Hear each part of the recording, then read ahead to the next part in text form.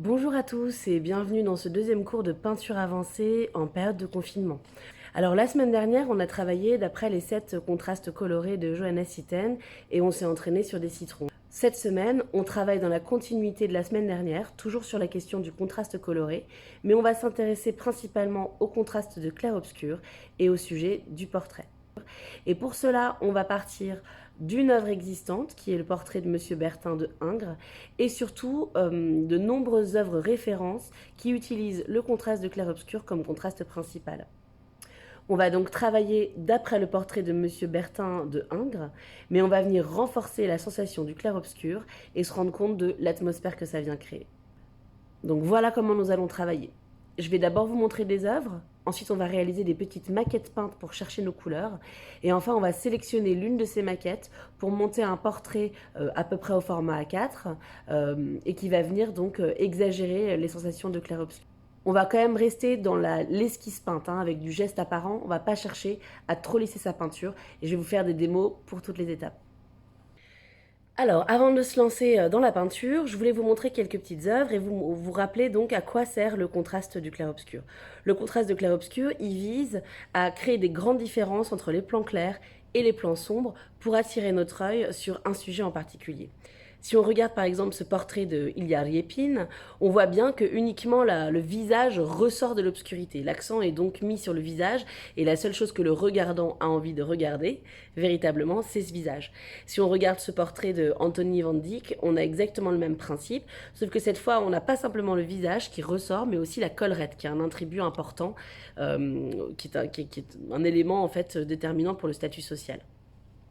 Donc on peut détacher la pâleur d'un visage d'une obscurité générale. On voit aussi une autre possibilité dans cet autre portrait de Sargent de Madame X, ou encore dans ce portrait de l'homme aux yeux gris de Titien. Donc c'est toujours le même mécanisme.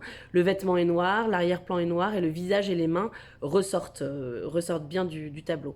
Mais si on regarde maintenant ce portrait de Hammershøi, qui est une femme de dos, cette fois c'est vraiment la silhouette générale de la femme qui est détachée d'un arrière-plan clair. Donc on peut aussi travailler le contraste de clair-obscur avec un arrière-plan très blanc. Et si on regarde le portrait de Shevtsov par Riepin à nouveau, ici on voit bien que c'est le même principe, c'est la massivité générale du personnage qui ressort sur un arrière-plan clair.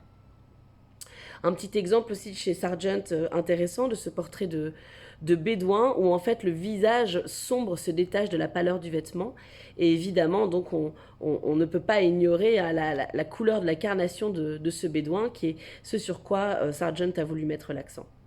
C'est une première manière donc d'utiliser le contraste de clair-obscur, c'est pour détacher. Mais on peut aussi l'utiliser pour noyer le personnage dans l'obscurité. Et là, si vous regardez par exemple cet autoportrait de Delacroix, vous voyez bien que on est vraiment dans une atmosphère très différente, où là c'est la lumière du visage qui se détache de l'obscurité générale. Et donc l'idée est de venir faire émerger ce personnage de l'obscurité ambiante. On retrouve le même principe avec ces portraits et autoportraits de Rembrandt. Donc on a vraiment une atmosphère d'obscurité et la sensation que quelque chose émerge. On n'est pas du tout dans le même rapport avec les blocs. On a énormément d'obscurité sur le visage. Donc là, en gros, ce soir, ça nous fait 3 options un peu différentes.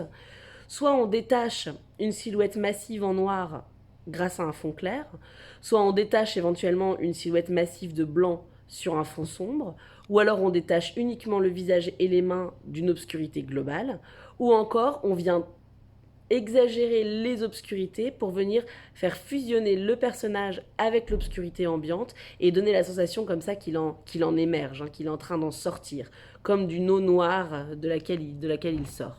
Avant d'attaquer la peinture, avec le prochain petit tuto théorique, je voudrais simplement vous reparler un peu de l'esquisse peinte. Dans une esquisse peinte, le geste est extrêmement visible et va droit au but.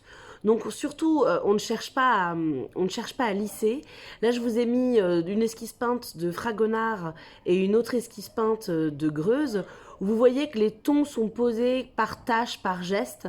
Et l'idée, c'est de travailler le dynamisme et de placer les couleurs et les compositions, bien sûr, mais de ne pas rentrer dans un travail de lissage et de modelage. Voilà. On ne travaille pas les modelés ni les dégradés, on place les touches.